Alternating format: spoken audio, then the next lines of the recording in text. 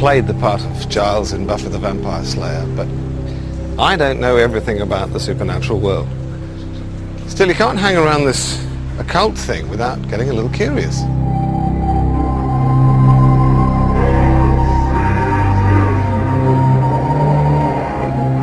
Where do all these supernatural tales come from?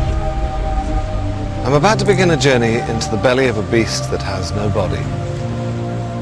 In this film, I'm going to hell and back to find the truth behind demons.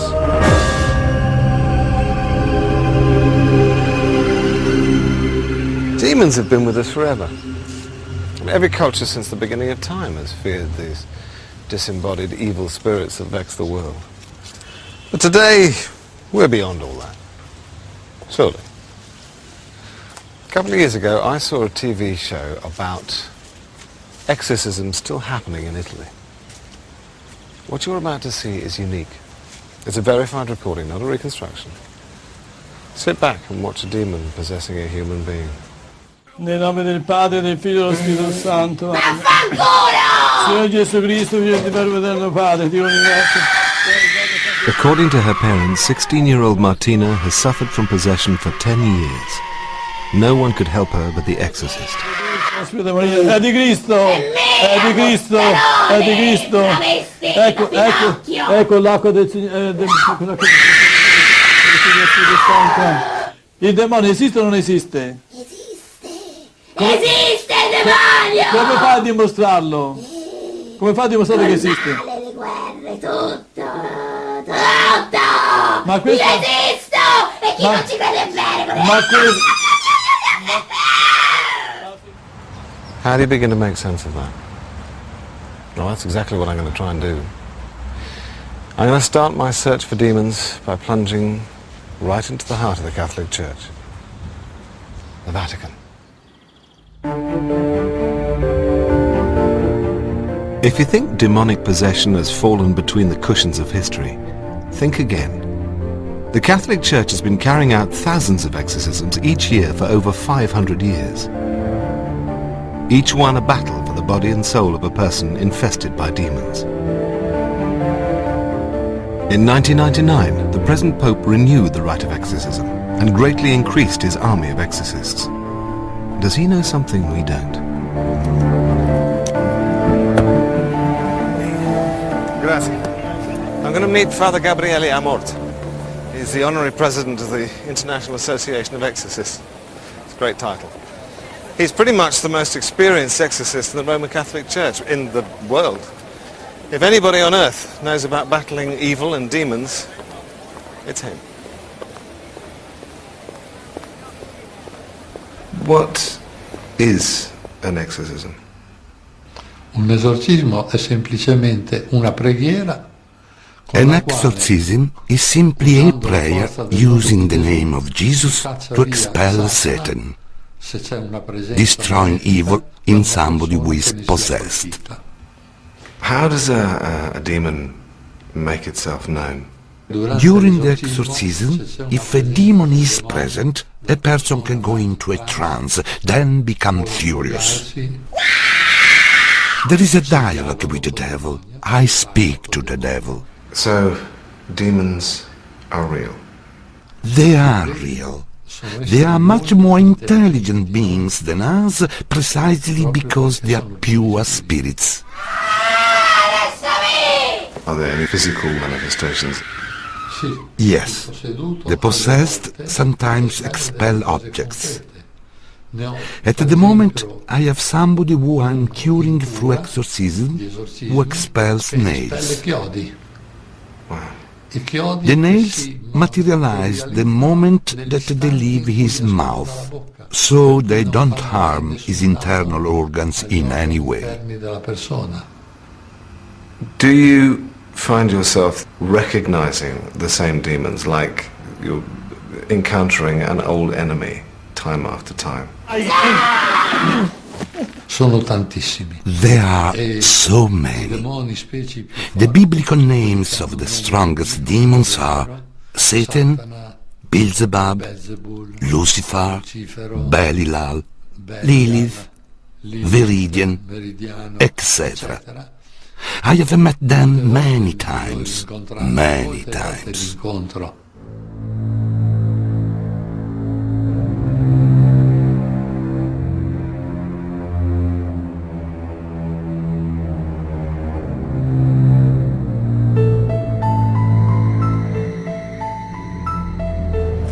I've heard what the representatives of heaven have to say, so let's check out the opposition.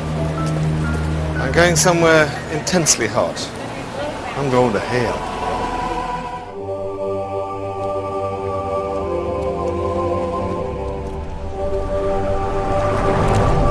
Woo!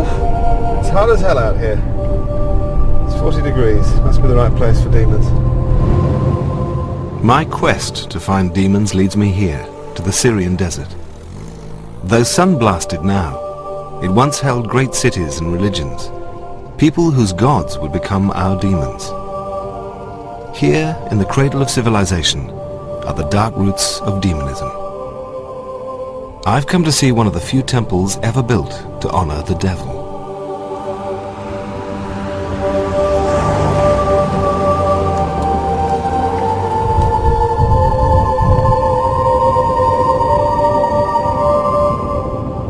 Wow, that is seriously very cool. The site is 5,000 years old, and someone who knows about its history is waiting to meet me down there.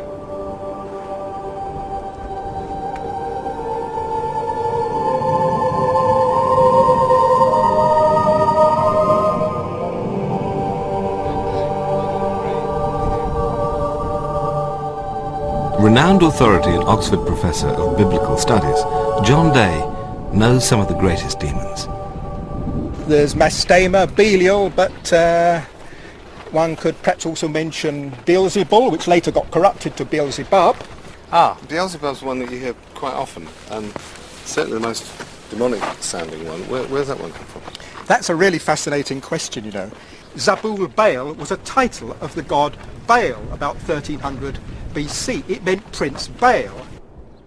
The way John tells it, Baal's ghost still haunts these ruins. A fertility god, worshipped for 2,000 years in the Near East, Baal brought the rains to the land in the winter. But during the scorching heat of summer, Baal went down to the underworld. Maybe that's where we get our ideas of hell. Some scholars have even conjectured there might have been some sexual rituals involved with the cult of Baal, but that is actually heavily debated at the present time, and many scholars think this is all a lot of baloney, actually. I think personally there might be something. Well, yeah, I mean, it follows that if he was a god of fertility, that usually there was some sexual excitement involved, I would have thought.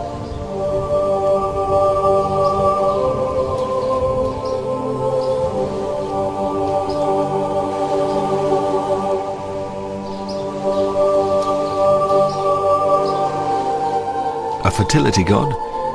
Possible sexual rituals?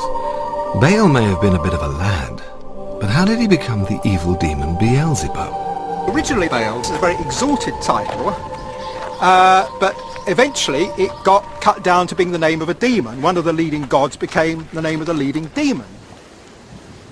It seems the Jews, then the Christians, took all of Baal's good qualities for their own god and ascribed all the unpleasant things to Baal. The name got altered in later manuscripts to Beelzebub, which means, funny enough, Lord of the Flies. That's where the phrase Lord of the Flies comes from, believe it or not. Fascinating, isn't it? And so in a sense, this was a way in which people could say the enemy was dung, you know.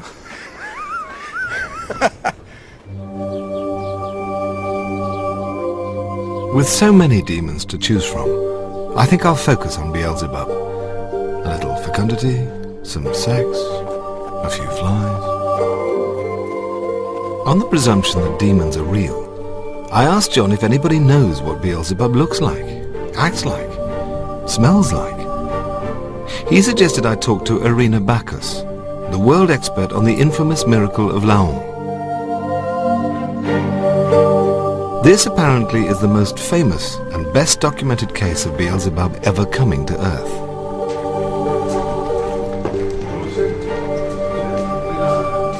Reading about Beelzebub's little visit, It seems he slipped into our world through the fragile body of a French girl named Nicole Aubry. But what the Lord of the Flies would do to that body would rock the Christian world. I've come to Laon to see the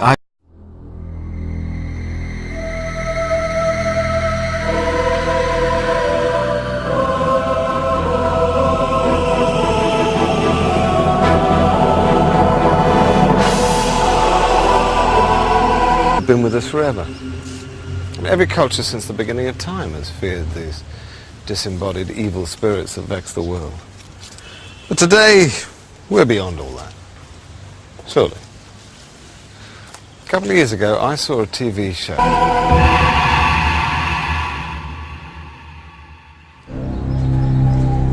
I might have played the part of Giles in Buffy the Vampire Slayer, but I don't know everything about the supernatural world.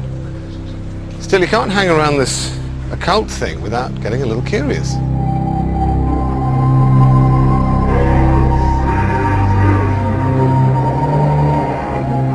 Where do all these supernatural tales come from? I'm about to begin a journey into the belly of a beast that has no body. In this film, I'm going to hell and back to find the truth behind demons.